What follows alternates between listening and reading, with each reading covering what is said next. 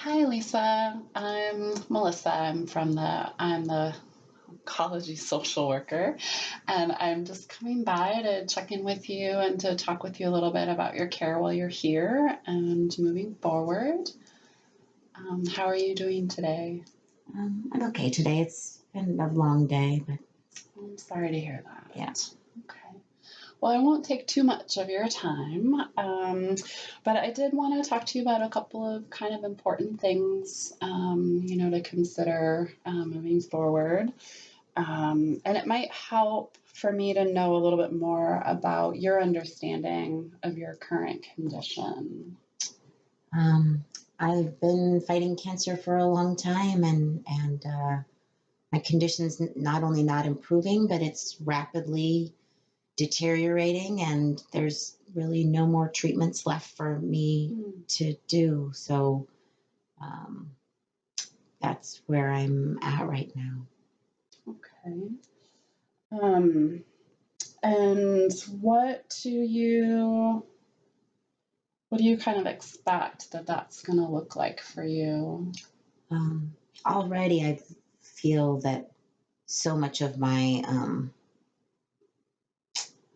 participation in life has decreased, just even through the last couple of treatments and being able to do the things that I really like to do. It went from more good days to less good days to not a lot of days where it feels like I can do the things I want. And I picture that going forward because of the rapid, deterioration that I'm going to be experiencing. So.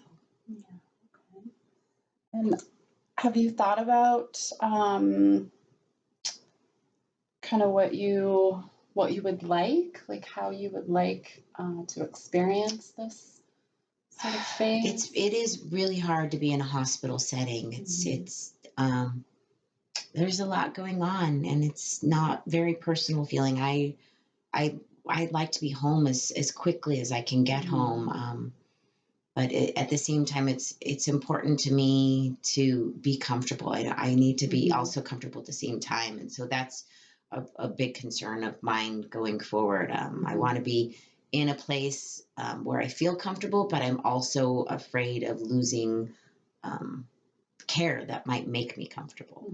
But it'd be it would be the best if I could be at my home and be comfortable as well, and have my things around me, and just be somewhere where I am familiar with. Yeah, that makes sense.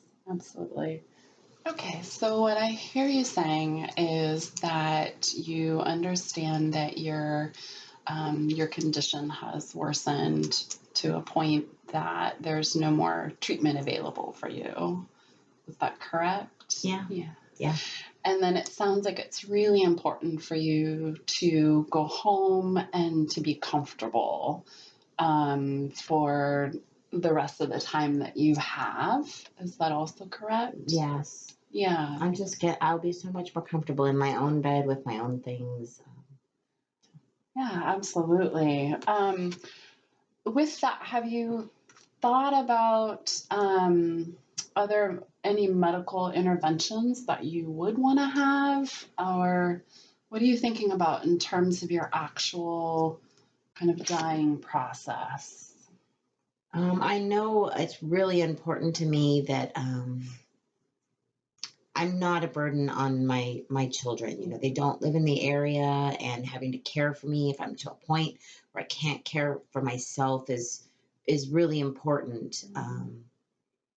And if my body is done, I want to be done. I just, if I reach a point at this point where my body stops, I want to be done. I mean, it'd be nice if it happened in the middle of the night while I'm asleep, but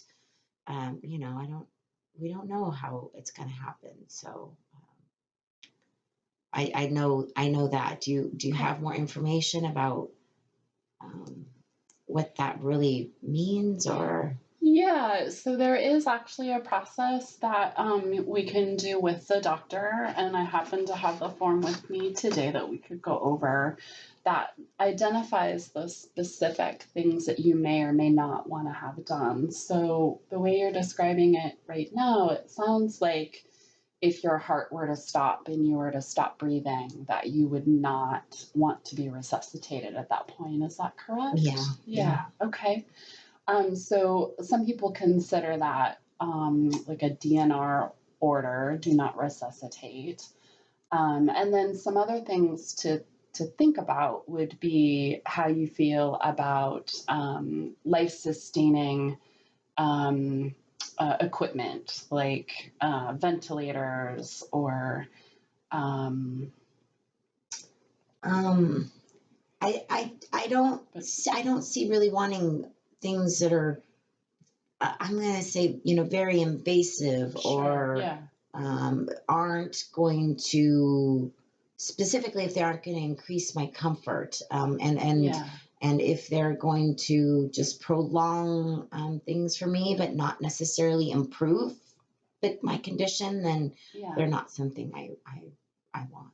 Okay, that makes sense. And that would go along with the DNR order, the do not resuscitate. The other things to consider would be things like IV antibiotics if you were to get an infection or IV hydration, whether or not those are something that you want to be able to consider, or if you want to just keep it completely at comfort measures only, and no transfers to the hospital and those kind of things.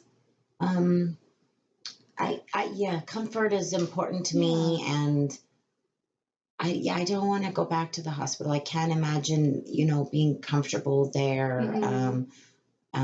Yeah, exactly like you said. I want to be. I don't want things that are going, unless they're going to improve my condition. I Mhm. don't want to prolong things. So Okay. I if I guess if I'm not drinking, then as long as I'm comfortable. But I don't know how that works. So Sure. You can also look at, as of course, as time progresses or as you start to decline more, you could look at hospice services as a way to kind of support you through that process as well. And they can kind of guide you as to what's going to help improve your comfort and improve your quality of life yeah, through kind of through that end phase. yeah, somebody with more experience in that department would Yeah. be helpful. Yeah, so hospice is definitely an option for that. And it sounds like that you may not be interested in a feeding tube as well. Is No, I that, don't want that. yeah, okay. That's just another part of the that POLST form that physicians order for a life-sustaining treatment. So you can kind of check the boxes that most apply to you. I can leave this form with you to review and go over maybe with your family. Do you already have a advanced healthcare directive No, in I don't have place? one yet. Okay, maybe that's something else that we could look at before you go home. I can just kind of go over what that looks like Yeah. with you and Yeah, sometime when one of my daughters is here, that sounds yeah. like an important thing to cover with them. Yeah, I think that's a really a wonderful idea and something that's really good to have in place now while you can, really think through it and talk about it with your family. And it sounds like, you mentioned earlier that you don't want to be a burden to them. So being able to have that kind of in place ahead of time is really important. So. Good. So I'll leave this form with you, Great, and thank you. you're welcome. I'll check back in with you, and within the next couple of days. Okay, thank you. Thank you. Bye.